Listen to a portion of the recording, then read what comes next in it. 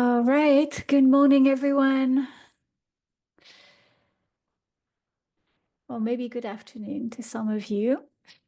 So apologies for we're starting a few minutes late. But thank you for those of you who are on time, ready to join this clinic on case management for CAAFAG.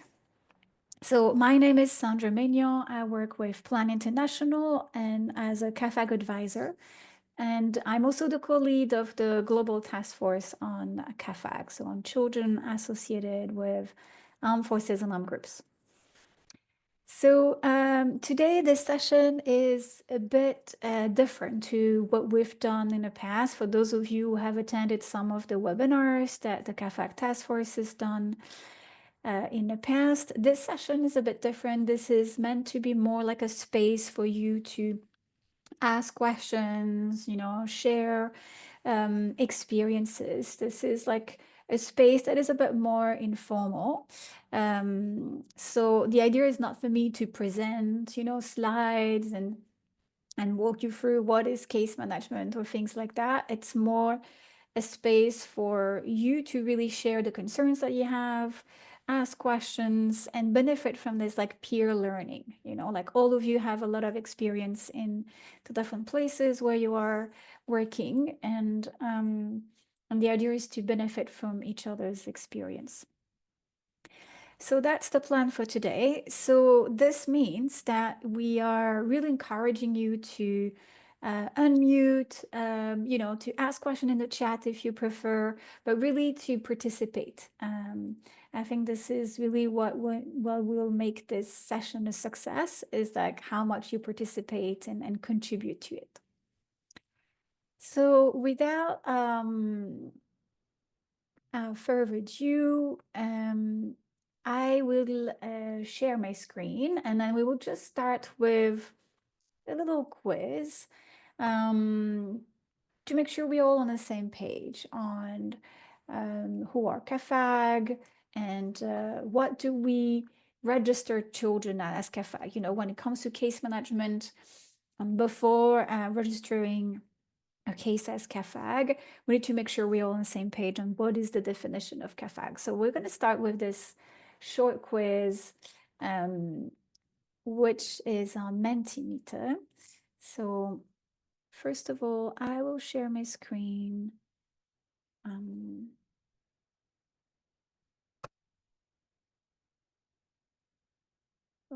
Hold on.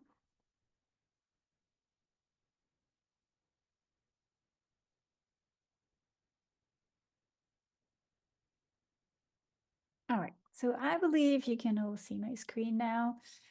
And so we are, as I mentioned, gonna start with a quiz. So for this quiz, you can scan the QR code, or you can use the link that I will put in the chat now to directly connect to Mentimeter. So if you see in the chat, I believe you can see the link to Mentimeter. And then, or if you prefer, use your mobile phone and scan the QR code that you can see on the screen.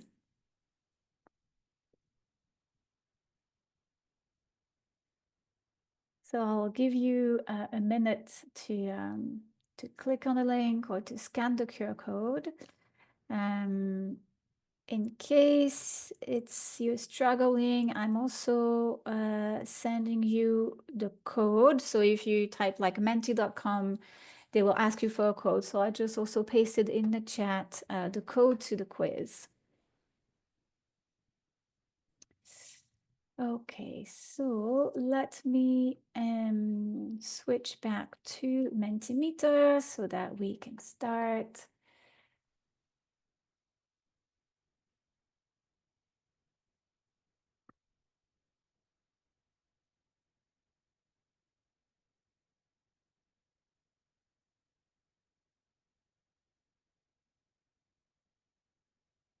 All right, so I believe now you can see the quiz on Mentimeter. And so I don't see anyone yet. Are you struggling to connect to Mentimeter? Please feel free to type in the chat if you're facing any problems in accessing the quiz.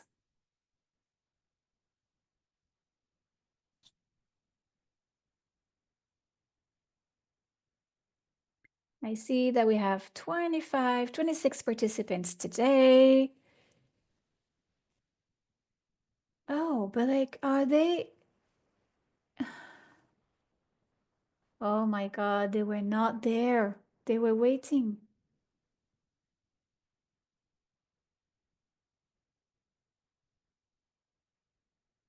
That's why. Hi, everyone.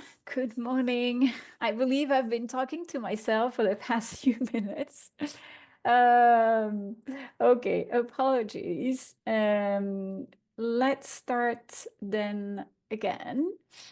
I didn't realize that I needed to admit people. Okay, so good morning, good afternoon, everyone, and thank you for your patience. I think we had like a little technical glitch for the start of this meeting. So my name is Sandra Maignan. I work with Plan International as a CAAFAG advisor, and I'm also the co-lead of the CAAFAG task force. And today we're doing this session, which is a bit different from what we've done in the past. So this is what we call a clinic. So it's not a webinar. So the idea is not for me to really like share, slides and talk to you about case management, but it's more to create a space for you to ask questions, to interact with each other, to see if you have also learning experiences to share with each other. So it's really to benefit from all the wealth of knowledge that you all have, and then to share, to do like cross-learning across the different contexts maybe that you are working in. So since we started a bit late, let's dive in. So hopefully I will put in the chat a link to a short quiz. So we're going to start with a quiz that just to make sure we are all on the same page in terms of, well, who are CAAFAG, what do we call CAAFAG? So I'm going to put that in the chat now. So it's a Mentimeter quiz.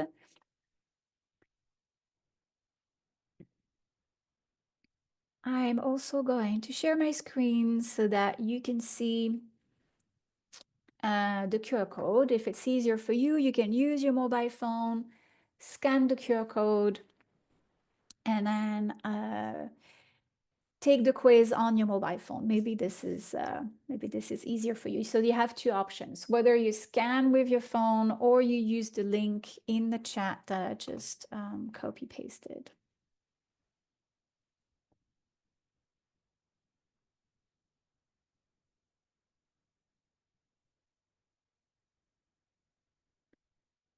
I'll give you a minute just to start.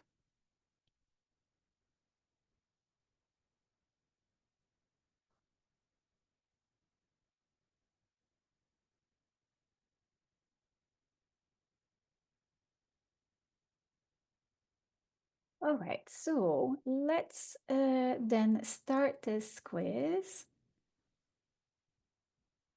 Right now I see people, that's great, coming. All right, I see 70 players already, awesome. So let's get started. The others, feel free to join us as we go. So let's start with the first question. So in child protection, do we consider that children can voluntarily join armed groups? Yes or no?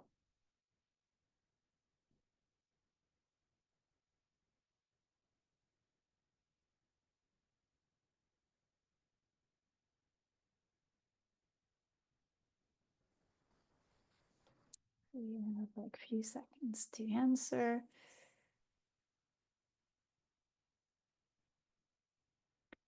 The faster you respond, then the more points you get, you know. That's like kind of a quiz mode.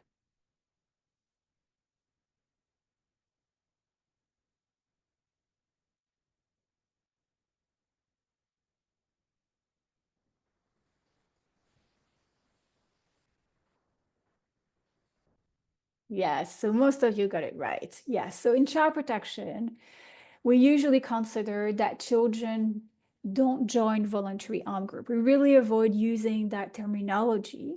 And this is because this may have an impact on the way children are then reintegrated into the community. It's also because for child protection, we consider them as victim of child recruitment. And so they are always coerced to join the armed group. So we really avoid using that language, voluntary recruitment, because the assumption is that the child has never made that decision on its own without being coerced by poverty, coerced by the conflict, coerced by all the factors that are around the child that led to the decision to join the armed group.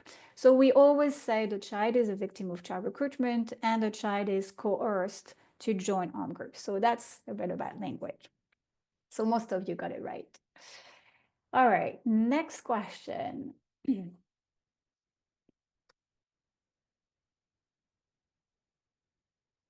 So now we have a situation of children who occasionally collect firewood for an armed group.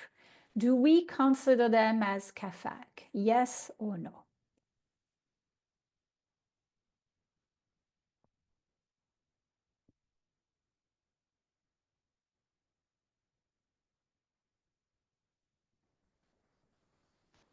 So here it's a situation where children are not like really fully recruited. They're not like part of the armed group. They just temporarily, occasionally involved to collect firewood, to fetch water, you know, to this kind of thing.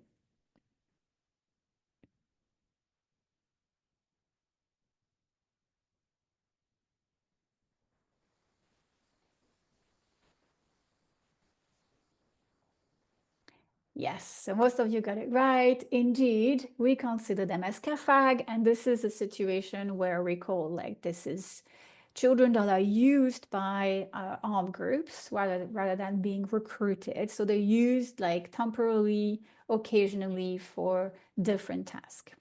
Well done.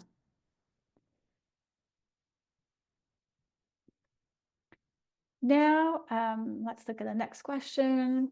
Now, are girls married to a fighter considered as CAAFAG?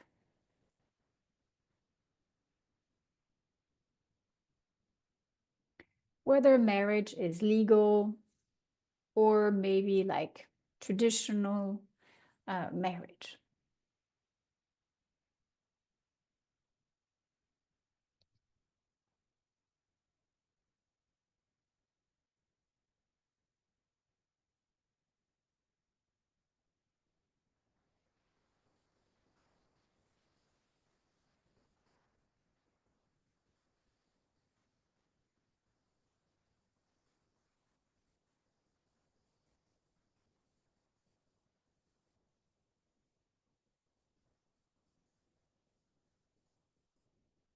Okay, let's see. Yes. So same, most of you got it right. Well done. So yes, girls who are married to fighter are considered as CAAFAG. And this is really important because in a lot of countries, child marriage is widespread. And people don't necessarily see that this is an additional vulnerability. So yes, there is child marriage, but on top of it, the girls are considered as CAAFAG. So it's like one doesn't exclude the other, right? The two complement or add to each other. And so even girls who are married, who have children, married with fighters, they are considered as CAAFAG.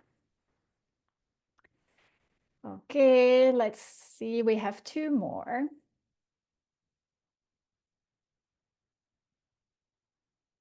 Now, are children, and here we talk about infants, of girls' CAAFAG considered as CAAFAG?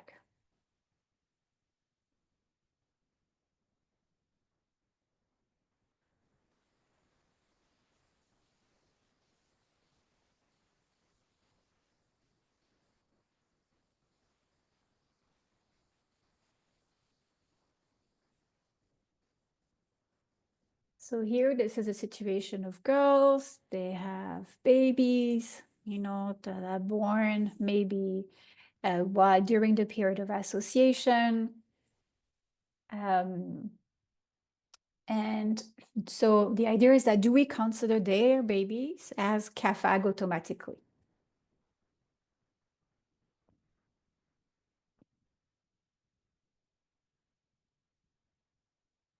Aha, so that one was a little bit more tricky. So actually, the answer is no. So here, let's say this is the short answer is no, because here we specify that it was infant. For a child to be considered as CAAFAG, the child needs to be engaged in some form of activities. It needs to be, there is this notion of work. If the child is not working in the arm group, then it doesn't fit the definition of CAAFAG. So if it's a baby, then it's unlikely that the baby will do any activity for the arm group. So here, let's say the short or the quick answer is no, it's not automatic. Now, if the child growing up in the environment of an arm group starts to work for the arm group, then he or she can become a CAAFAG. But it's not automatic, you see? So like it's really important to make the distinction because the definition of CAAFAG is really clear and then we're gonna see it. It's like it's children who are actually doing some activities, some form of work. This doesn't mean that the children of CAAFAG are not vulnerable. Of course they are vulnerable. They are high risk of becoming CAAFAG as they grow up. They live in an unsafe environment where violence is often normalized. So all of this, are creating a lot of protection issues, but we cannot call these children automatically CAAFAG. Now let's look at the last question.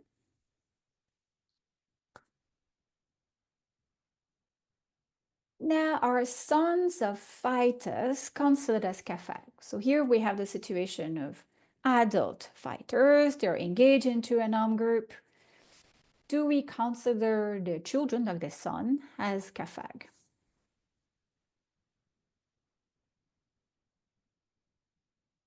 I would say automatically, because they are the sons of the fighter. Do we consider them as CAAFAG? Yes or no?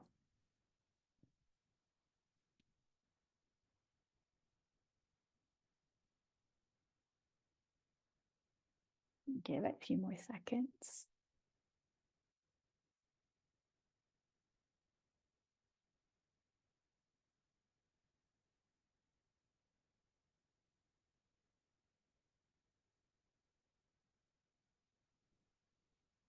Yeah, so the answer is no, actually. And this is important because in a lot of places, particularly when we talk about armed groups that are designated as terrorist organization, there is this tendency from the government to consider that the entire family of fighters to be part of the armed group and has their children to be CAAFAG.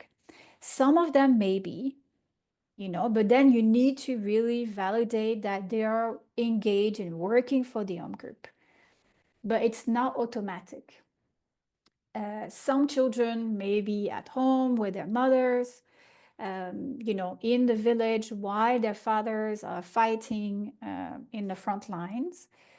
And in that situation, the children are not CAAFAG. They're not engaged into the armed group. Their father are fighting away, but then they are staying in the village. And some of them maybe like they go to school, they have like a normal life. Of course, they are high risk of being recruited and of becoming CAAFAG, but it's not because they are the son of fighters that they are automatically considered as CAAFAG. You need to prove or to, look for Are they doing any activities for the armed group? Are they used as messengers? Are they used for any, in any way? If not, they're not considered as CAAFAG. And it's again important because in contexts like, for example, Iraq, we've seen the entire family of fighters, ISIS fighters, being sent to jail while they were not engaged into the armed group. They were like just family and sometimes even extended family of fighters. You have a brother who decided to join ISIS, but then the rest of the family didn't. And then those children were sent to jail and were arrested. But actually, there was no evidence of them of being actively engaged into the armed group. So you see, like those nuances are important. So let's see if who has won the quiz. So we have, who is the winner? Is it Ribbit? Ribbit, well done. Who is Ribbit? Would you like to unmute or say in the chat?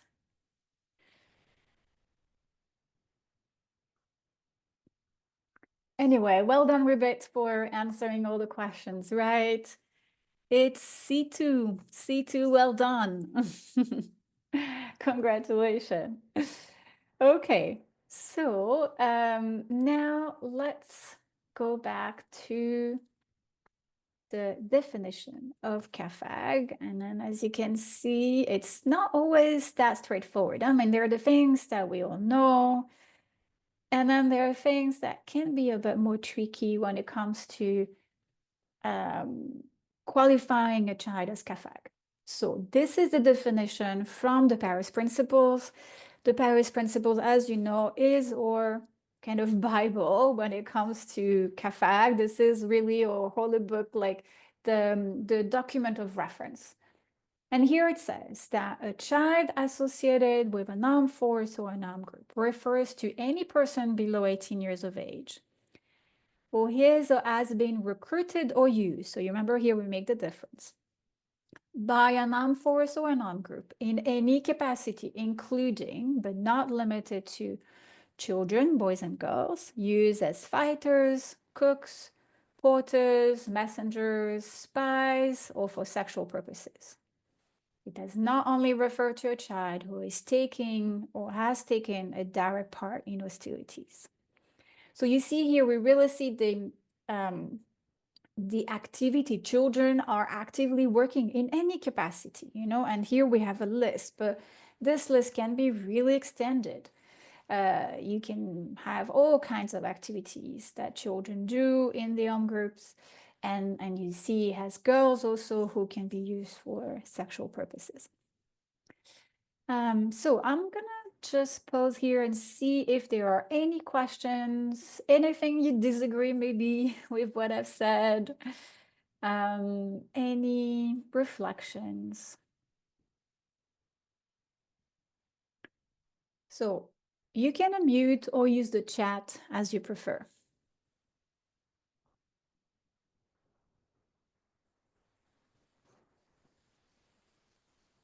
Hi, Sandra. Hi. My question is related to the last two questions, where Yes. elephants and sons of fighters are not considered as kafak, and you brought the examples of Iraq. How those children who will be in jail or will be eliminated or denied to access services cannot be considered as kafak? Yes, they didn't fight, but they are treated as they fight. So why we are not considering them as kafak?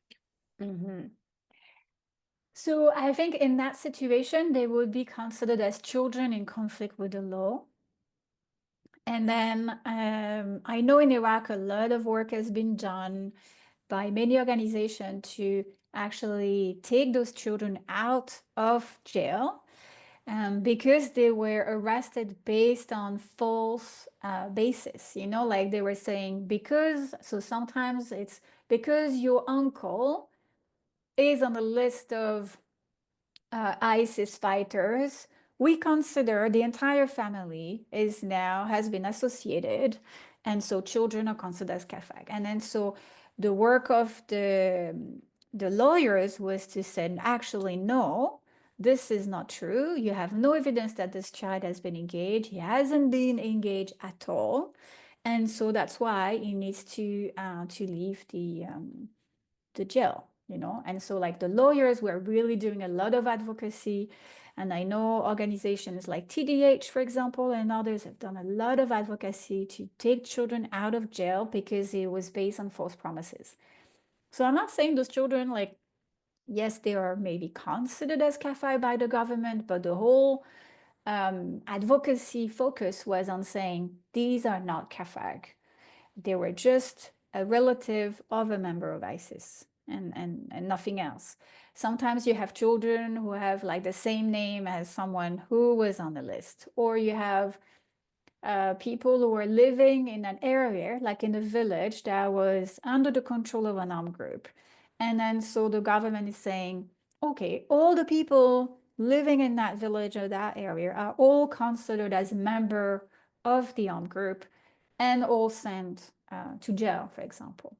So these are like really advocacy points for child protection actors to say, no, we cannot consider all of these people as members of the armed groups just because they live in an area or just because they are a member of a family with a fighter. Do you see the difference? So I'm not saying that we should not do anything or just, but it's just the message is a bit different. We are saying they are in contact with the law, and as per the Paris Principles definition, those children are not CAFAG, and that's why they should be out of jail. Does it make sense?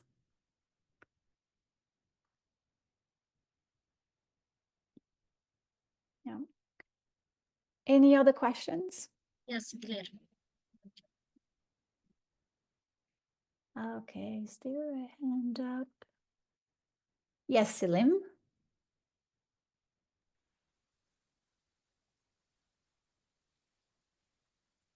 go ahead.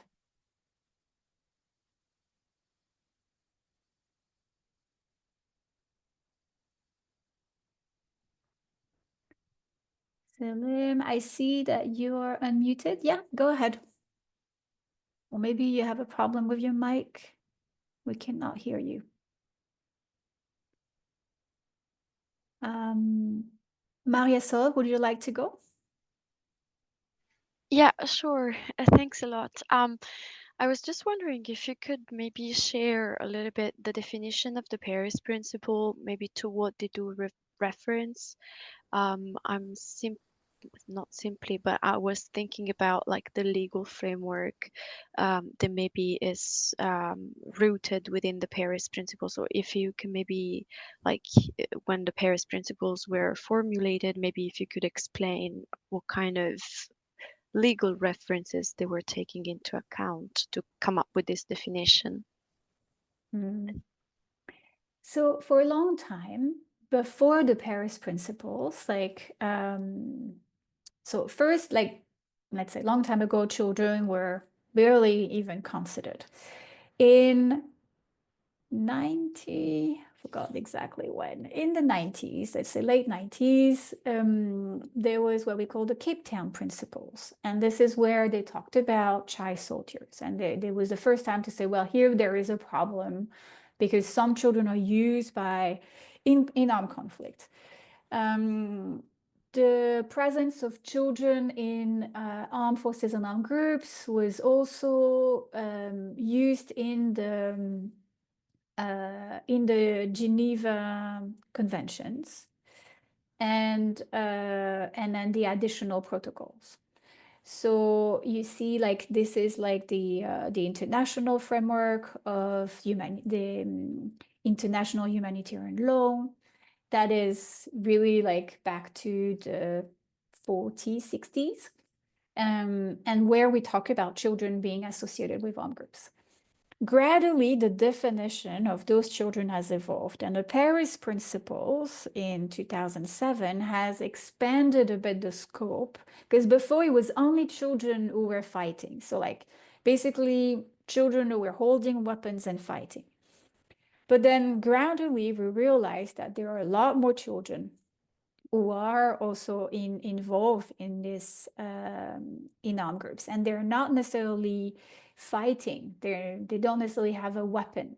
You know, some of them do, but like there are a lot of other children who play other roles who are also exposed to violence. And this is when the Paris Principles came to widen the scope. So before it was just those who were holding weapons and were directly engaged in hostilities.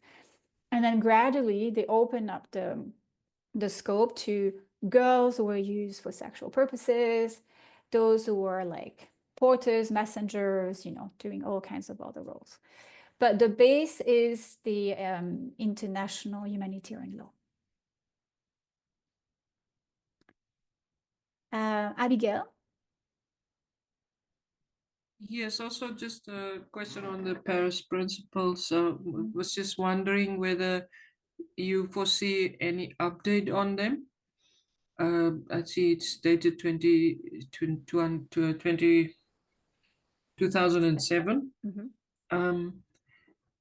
And whether you think, whether you anticipate, and this is a bit of a tricky one, whether you anticipate that there might be a change in the definition if it was to be reviewed this day and this age. So as far as I know, there was no plans to update the Paris Principles.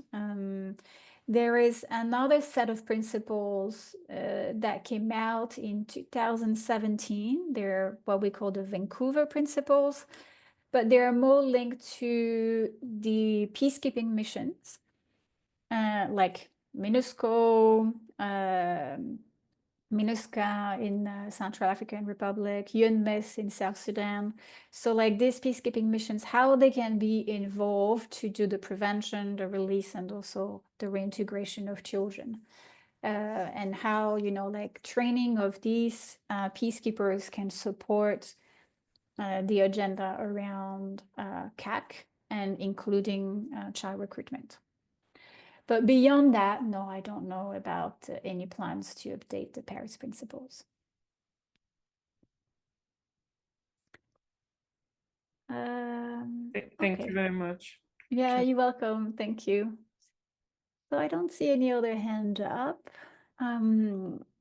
So now I suggest that we move to the next question, which is, what are the main challenges that you face in case management for CAAFAG?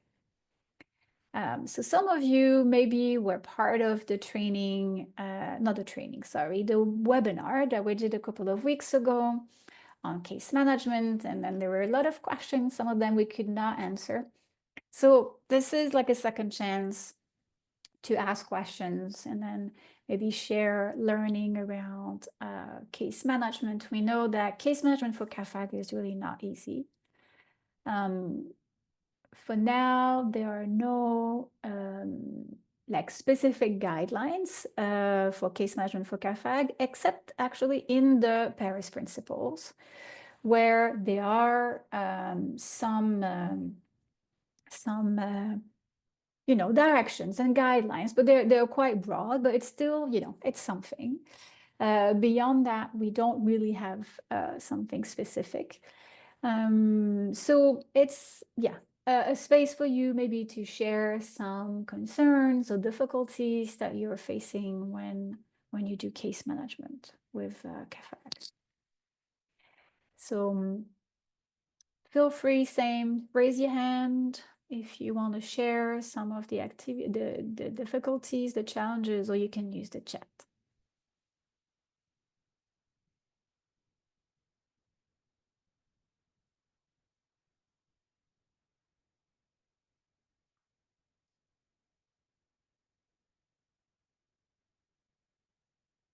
Anyone who would like to give it a try?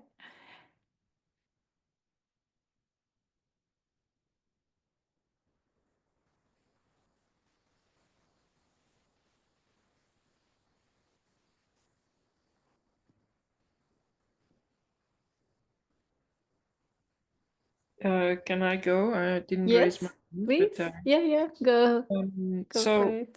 I am interested in the CAAFAG case management. Sorry, let me start again. I'm interested. My focus on CAAFAG is the MHPSS side of support or engagement with either the children directly or the communities who, and I use communities broadly here. It could be individual caregivers, it could be foster system, it could be whoever is taking care of the individual or the child. And what I always find challenging is I don't know how to say this, how to synchronize, combine, how to connect uh, the very well developed guidance on child protection case management with a focus on MHPSS and the actual well-being aspects of the child, but also the impact of things like stigma of the community on the well-being. So then one wants to really work with challenging the stigma aspect or with the community. But I sometimes I find it challenging because I think because there's this ongoing discussion and face challenges that we face with MHP, whether it's life saving or not. Sorry, with mental health, MHPSS, and in this case again, I find it to be almost like a secondary focus, that it is not prioritized, that it is if reintegration is taking place, it's almost assumed that that is the enough, and that but so any suggestions you might have to make it more stronger, or any experiences that colleagues have in terms of how they have managed to bring those two more closer, the classical case management of child protection integrated or connected to MHPSS services, MHPSS approaches, MHPSS responses that either affects the child or those that are supposed to support or take care of the child. Over. Okay, wow. Interesting question. So it's more about MHPSS rather than the stigma, because initially I thought it was stigma. So, okay. Anyone would like to? Sorry, Sandra, Yeah, I mean, the stigma impacts the well-being of the child. of course, yeah. It's not, so definitely more the MHPSS side. Sorry about that. Okay, yeah, no worries. Okay. Well, I can share a few thoughts and then let's see if someone else also would like to share its own perspective. So MHPSS obviously is critical when it comes to CAAFAG. And then if you're interested, actually, we've done some sessions on MHPSS, so we see like the impact of exposure to violence, like committing acts of violence, all of that, survivors of sexual abuse has a big impact on mental health. The other issue is exposure to normalized violence. So basically in the armed groups, the violence is often normalized. It's okay to kill your neighbor if you want to steal a cow, or that kind of thing, or to solve like problems within relationships, and then to use violence, weapons, or something else. So when they come back to civilian life, all of these norms are completely different, so they need to readjust, and it has obviously a lot of impact on how they regulate emotions, how they solve problems, all of these issues. And for me, MHPSS is really key.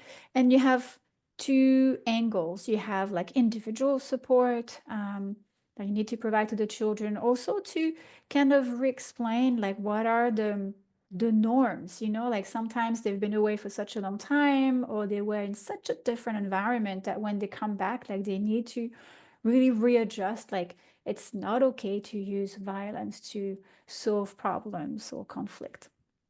So like kind of learning again all of these social norms. And I think this is where case management also can help. So like the work of the caseworker can be like in saying, when you reacted that way when there was this issue with your neighbor, it's not okay. This is not how we solve problems, all of that.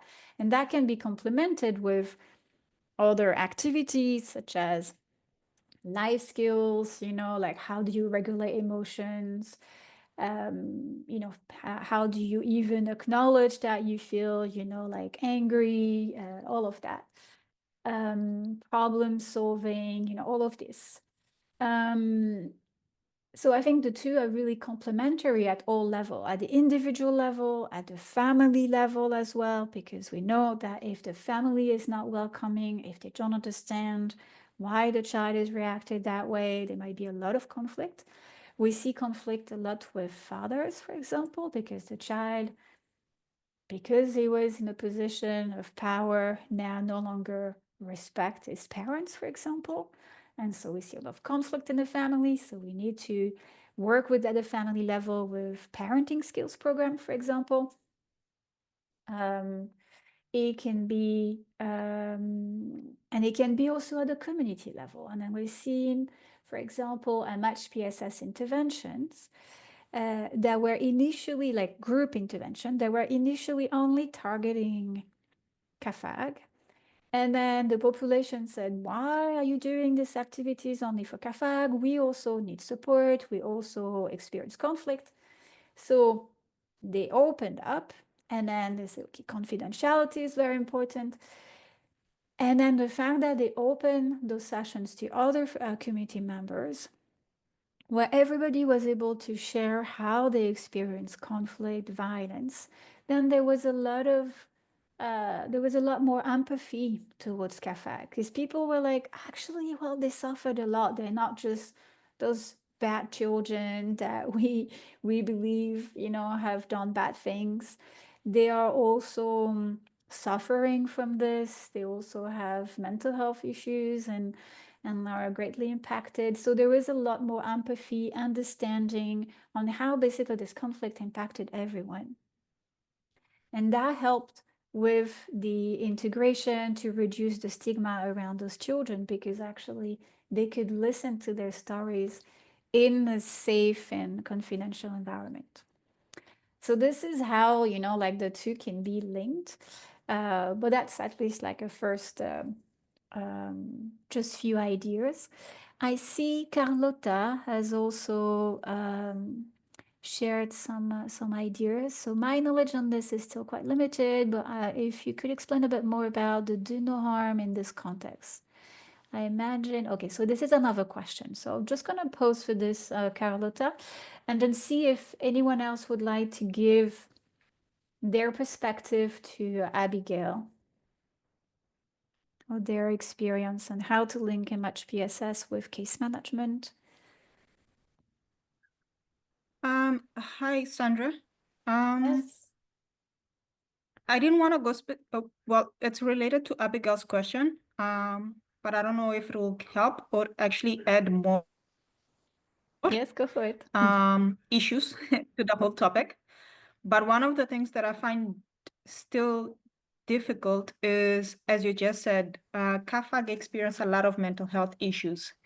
And unfortunately, at least in the scenarios that I've seen, there isn't quite a lot of specialized mental health support being provided.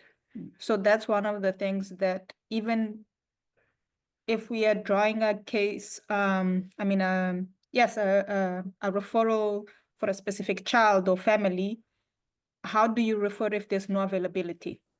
Because specialized psychological services, which would actually be necessary for some of these children that were forcibly taken and made to, kill other people, either children or adults, not the ones that went voluntarily. All of them experience a lot of trauma, but for some of them, they really require a lot of specialized mental health support, which it's not available. I mean, as a point blank. I mean, in the armed conflict scenarios that I've seen, it's quite limited, better yet. Even if it's available, it's quite limited, as in there's more demand than supply. So I think that one of the things with case management for CAAFAG is that they require such specialized services that I still don't believe are readily available. And I mean, just also looking at the situation at the moment with funding cuts, I would presume it would get even worse. So I was just thinking, if you are aware, I mean, globally, if there are any perspectives with regards to looking at provision of specialized services for CAAFAG. Yeah. Thank you, Nady. I see Lillian has a hand up. Lillian, is it to answer Nady's question or is it a different question? Just to add on what you mentioned, Mhm. I feel for there to be good support psychologically for the CAAFAGs, it's really important to have a good support system. Even as she mentions, there are limited resources. So maybe with the limited resources, they really need to have a ground where they go back to. Maybe there could be more effort in preparing their community to accept them, also creating forums for the community to express themselves, their emotions, and coming up with small support groups within the community, and then trickling down to the family of the CAAFAG, also helping them out so that when the CAAFAG comes in, there's a support system because there isn't enough resources and all that. But with the limited, we can create a good support system for the CAAFAG to be able to fall onto. Thank you. Yeah, thank you, Lillian. Yeah, indeed. I mean, like in this context of limited resources, it's actually, yeah, it's difficult. And so we need to think more creatively. There are already quite a lot of things that can be done at less specialized level that can help to reduce the need for specialized services. So all the work that you can do at the community level.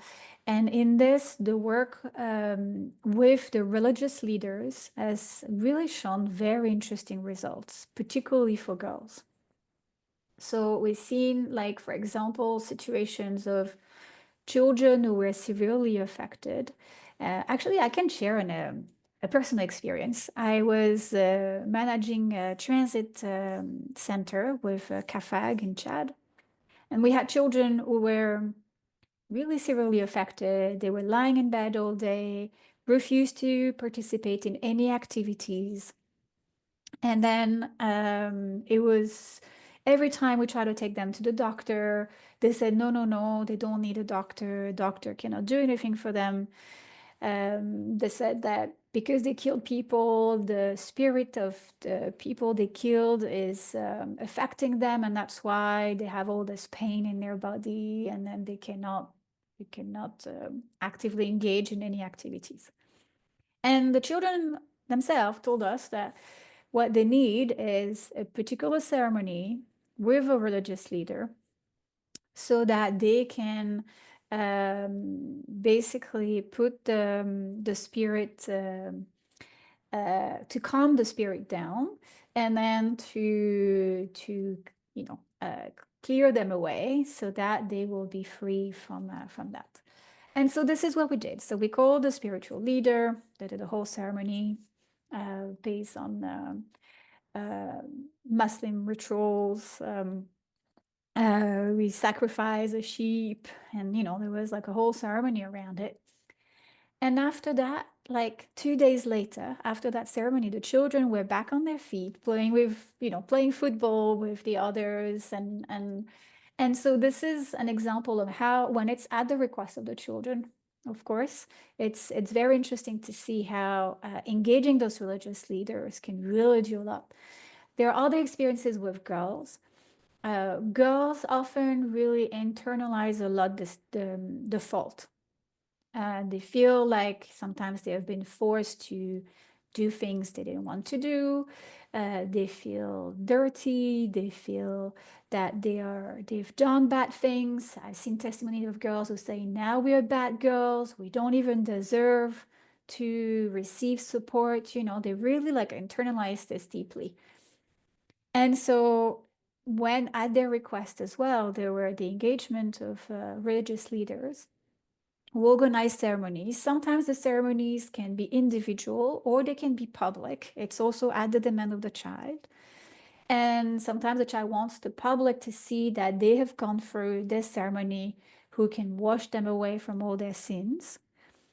And after that, the children are like, okay, now I feel much better. Now I'm like clean again. And then because it's coming from a figure of authority who is respected in the community, who said that person has the power to wash me of all my sins, and I'm forgiven by God or whatever, belief that you have. And then now and that is extremely powerful in those communities. So of course, it's like finding the right religious leader, that it's at the request of the children. If you force it, usually it doesn't work. And to make sure the rituals do no harm, because sometimes not sure how the ritual can create more harm to children, like fasting for 1 week or things like that. So it's, having that discussion with religious leaders. So these are some of the strategies. Another strategy that I've seen in Nepal, which I found very interesting, is how the children are, this is with case management. So case management, we know the caseworkers are not there every day, like they come and go, they do some follow-up, but then the caseworkers have established a network of people around the child. And so they found 7 people. So the child would select 7 people in the community. They're not their parents, so it's other people. It can be neighbors, it can be relatives, it can be people that they like, it can be figures of authority. And these are people who are engaged into the case management process. And when the child has a problem, these are people they can go to. And this has a lot of positive impact. First, when they are in conflict with their family, they have other people who can give them advice, and good advice, on like how to calm down, how to, help them to see the situation from a different angle. It's also sustainable because even when the program stops, those people remain in the community and they're there for years. So like even like 5 years later, when the child is a young adult and is still facing problems, these are still people who are there who can support the child. So these are also other strategies that you can put in place in an environment with limited funding. I'm looking at time. Unfortunately, time is going so fast. I see, are there any other questions? I see one. So the one from Carlota about do no harm. So if the child is still involved in the armed group, it could face backlash in seeking receiving support. So yes, Carlota, this is when we talk about safety planning. And during the case management process, safety planning is actually really important. This is one of the first things that we need to do. Actually, I can maybe share this slide with you. When we do identification and registration, so first there is confidentiality is very important. So the caseworker, even more important. And then you need to assess the urgent needs. So you have interim care, medical needs, particularly for girls. But then you also need to talk about, you need to assess the safety. And if the child is still in the armed group, often case management might be very challenging because the child is not out, hasn't been released from the armed group. And here indeed, well, you risk for the caseworker and you risk for the child. So you need to put a safety plan in place. Okay. Thank you, everyone. We are now at time, and really, again, apologies for the late start. We just have a quick poll for those of you who still have like a minute. Pedro, is it possible to share the poll? Just to see like if you've learned anything from that session, if it was interesting. So there is 2 questions, I believe. One on the technical knowledge, one on girls. Just a yes or no response. You can quickly click on the answer. And thank you again to all of you. I hope this was useful.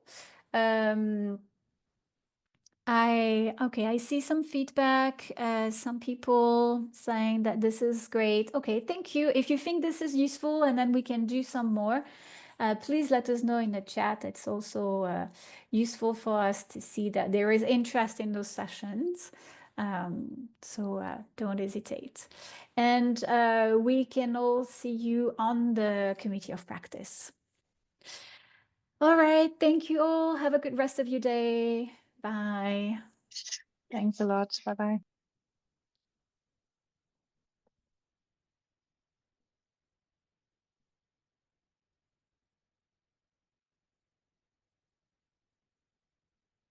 Okay, Pedro, I see you on the other one, no?